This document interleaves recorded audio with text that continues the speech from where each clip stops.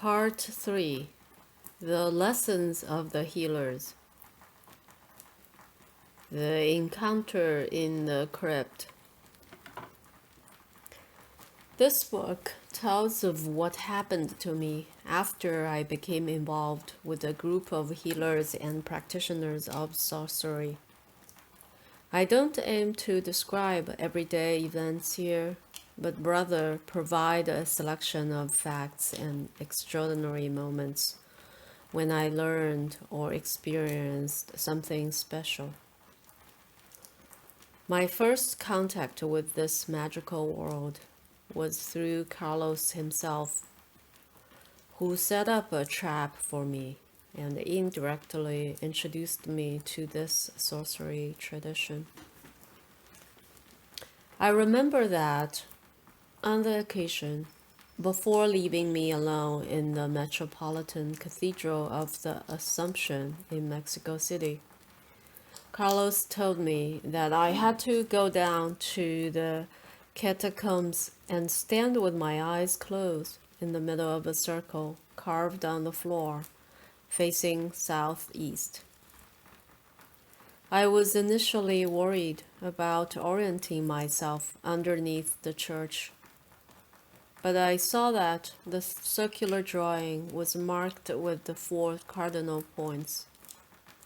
So I did what Carlos had told me, and after having stood there for a while with my eyes closed, I had the strange feeling that someone was watching me. I opened my eyes just in time to see a man in native garb hiding in the crypt at the end of the corridor. I walked over apprehensively, only to find out that there was no one there. I was very frightened and classified that episode as when I saw a ghost. Or at least that was what I believed for a long time. Once, after I had already known him for quite some time, Don Melchor and I went together on a trip to the nearby mountains, and on that occasion, I took the opportunity of asking him a question that had been preying on my mind. From the first moment I saw Don Melchor, I had the distinct impression that he had been the ghost I see in the crypt years earlier. I wanted to question him about it for a long time, but every time something I could not explain prevented me from doing it. I thought it was my timidity or the respect I had for him. That day, however, I mustered my courage and asked, "Were you the ghost I saw in the crypt in the Cathedral of Mexico?" Upon hearing my question, he laughed with malice and asked me what I was about. I told him what happened that day and added that he looked extremely like the ghost I see. He bursted out laughing again, as if he couldn't believe what I said. "Were you really the ghost?" I repeated. Nando, he sometimes called me by that pet name. Bear in mind that you and I had known each other for a very long time. You don't remember because our meeting took place in the other world. I didn't understand his allegation. My mind was firmly set on the question of whether or not he had been the ghost. But it was a Jew, or wasn't it? Don Melchor told me that the day Carlos introduced us in the crypt, the 3 of us had a long conversation. He went on to describe what happened, and the strange thing was that, as he spoke, I recovered the memory of my experience. It was as if his words were a torch lighting up the memories that had been shrouded by darkness till that moment. Thus, with his help, I remembered on that day Carlos had told me to go down to the crypt. After I had been there for some time, I saw Carlos and an indigenous-looking gentleman approaching. I exclaimed, "Carlos, I thought you'd gone." Laughing, Carlos patted me on the back, pointed at the gentleman, and said that on his way out he had met a friend and wanted to introduce us. He said that his friend's name was Don Pablo, and that he was a great sorcerer. I greeted Don Pablo and told him my name. He hugged me affectionately. I know that now, but I spent years with no memory of what happened that day. As he hugged me, Don Pablo unexpectedly gave me a tremendous grip.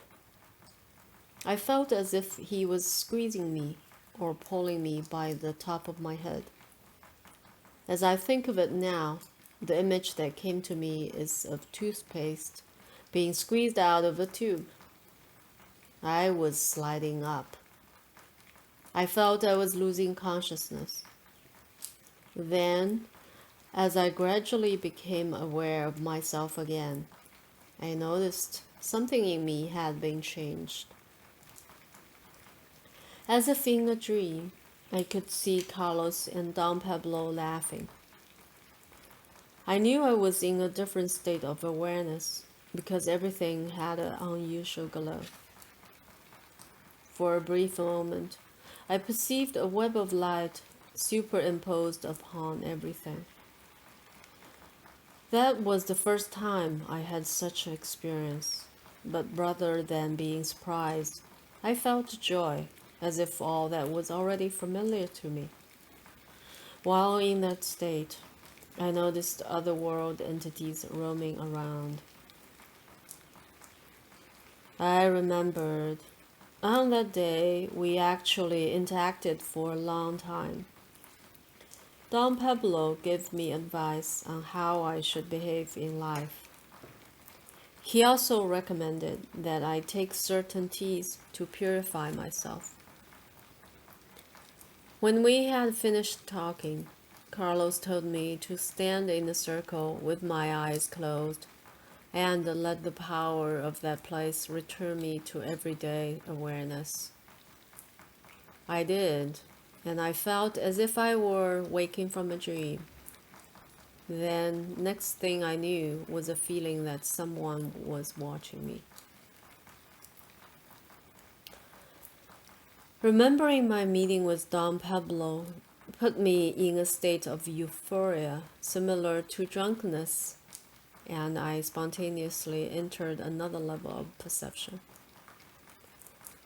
Don Melchor took the opportunity to give me new lessons, which then became erased from my normal memory, leaving me with a strange feeling that I had lost something.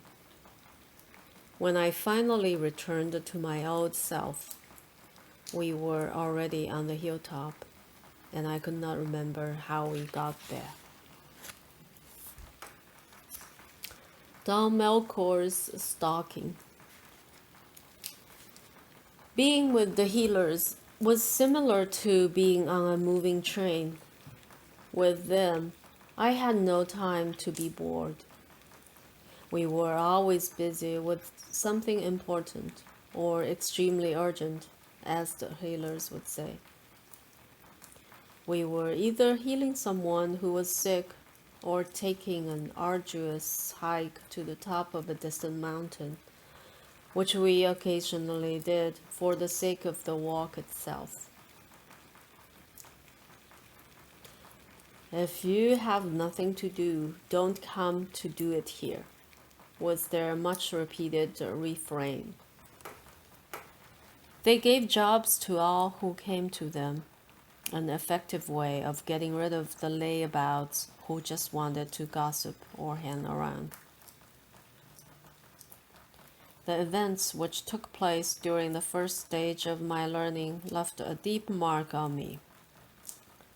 Strange occurrences and unexpected lessons together produced a state of alertness in me, as if at any minute something momentous was about to happen. Just when I thought that the dust had settled, so to speak, and was beginning to get an idea of what was going on among those people, I was given another awesome lesson, this time in the art of stalking. I had asked Don Melchor about power objects on a number of occasions, but he never told me anything meaningful about them. One day, he called me over and said he was going to show me a place in the mountains where, with luck, we might find a power object.